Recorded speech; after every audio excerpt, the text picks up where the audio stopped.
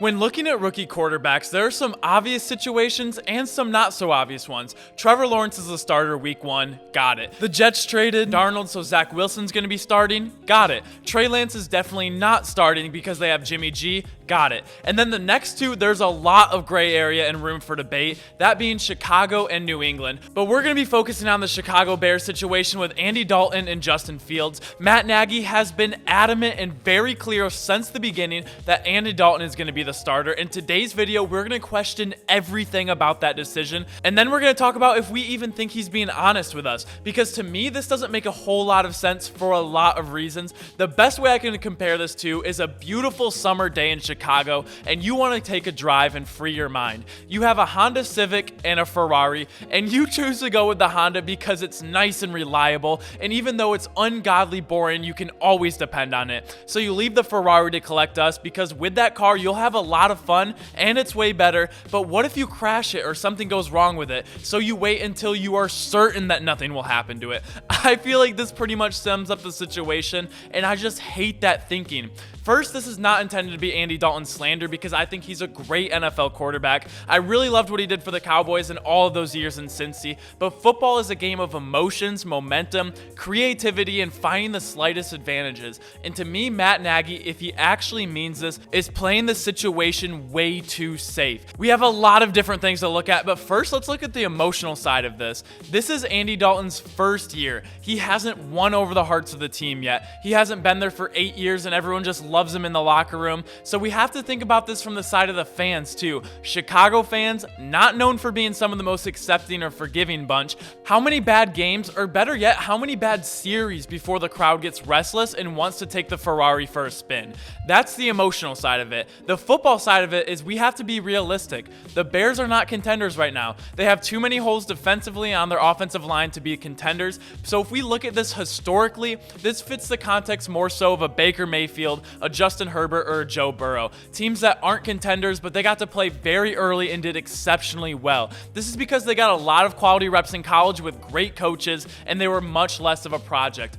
Everyone and their brother wants to bring up Mahomes and Alex Smith. This has just become the gold standard on how a quarterback should enter the league. And I don't like that for a few reasons. It made perfect sense for the Chiefs because Alex Smith is a former #1 overall pick. He is no slouch. And the Chiefs also had a very, very good team. They were making the playoffs every year and winning 10 to 12 games a season. And also Mahomes was much more of a raw talent coming out of college. He for sure had the most talent out of everyone that we've talked about. But it was very well known that he would need to become a little bit more refined before he was ready to take over a Super Bowl contending team. Justin Fields has started over 30 games in college. He's had one of the greatest statistical years ever in his sophomore year. He has a rocket for an arm, runs a 4.4, is tough as nails, and from all the reports is borderline genius when it comes to memorizing the playbook and reading defenses. Which leads me to another point. I think he is in a way more advantageous spot this year than if he was drafted last year. Last year there was no OTAs, no minicamp, no rookie camp, no preseason games.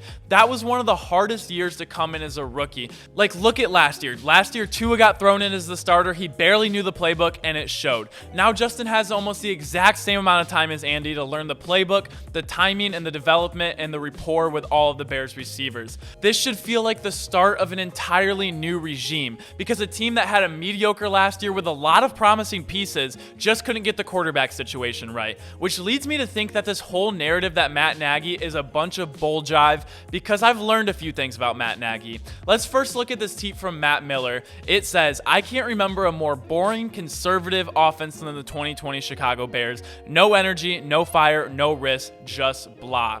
Matt Nagy gave up the play calling for the Bears after 2 years of not having such great offenses, but boring is not Coach Nagy's play style. He loves trick plays, misdirection. He loves very, very pass heavy and RPO heavy offenses, and he loves to get cheeky and creative with his play calls. And this year, he's taking over the play calling in 2021. Which quarterback seems more fitting for that system?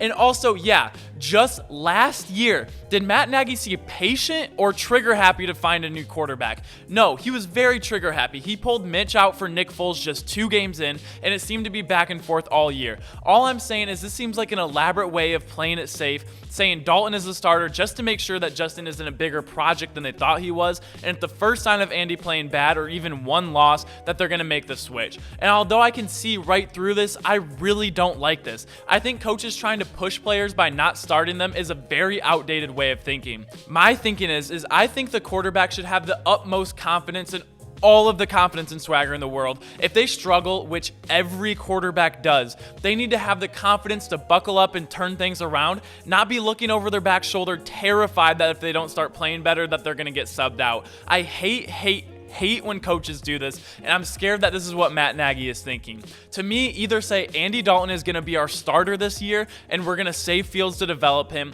or say we're going to ride with Fields from week one, ride or die, and I really think they should go with the latter. They don't have the contending team like the Chiefs did. I think they're in a very situation where they can have a whole new regime and build this team from the ground up and give Fields these really valuable starting games. And I think Fields is ready, and what he's going to lack in things that veterans like Andy Dalton bring to the table, he makes up for in raw talent. And if he's really your guy of the future, I think these games are going to be way too valuable and it's going to be a great experience for him. It just makes all the sense in the world to me to start him week one.